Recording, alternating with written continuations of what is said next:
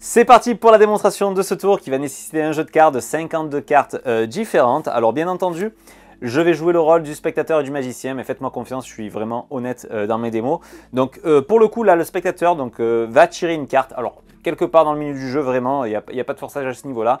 Vous tendez le jeu de cartes et dans le milieu, le spectateur va choisir une carte librement. Alors imaginons, on va dire celle-ci. Alors la carte ici, je ne vais pas la regarder, je vais vous la montrer, mais moi je ne la regarde pas, hein, faites-moi confiance. Donc ici, vous mémorisez la carte, très bien. La carte, juste ici, on la laisse sur le dessus et on perd le tout en coupant une fois et deux fois dans le paquet et encore une fois et deux fois sur la table. Comme ceci, très bien. Donc très important, la carte n'est pas sur le dessus et elle n'est pas en dessous puisqu'elle est quelque part dans le milieu du paquet.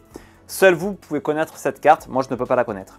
Et là, c'est là que ça devient intéressant, c'est que le spectateur intervient dans le tour, c'est le spectateur qui va prendre le jeu de cartes et qui va me faire choisir une carte à moi magicien. Et en fait, cette carte va me donner une indication pour retrouver votre carte. Vous ne croyez pas, alors là je n'ai pas de spectateur, donc imaginons que le spectateur me fasse un ruban entre les mains ou un ruban sur la table tout simplement.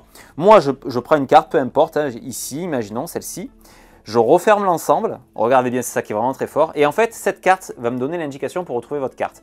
Alors, si c'est une carte à points, imaginons un 7, on comptera 7 cartes et on verra là, sur quelle carte on tombe. Si c'est une carte de figure, par exemple un roi, on épellera le roi, R-O-I, et donc 3 cartes, et on verra sur quelle carte on tombe. Donc c'est vraiment le hasard, c'est le spectateur qui me fait choisir la carte. Vraiment à ce niveau-là, le jeu est normal, hein, il n'est pas du tout marqué, etc.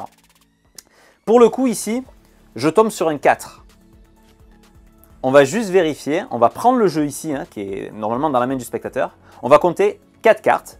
1, 2, 3 et 4. Et ça serait fort que la carte suivante soit exactement la carte du spectateur que vous avez choisi au début.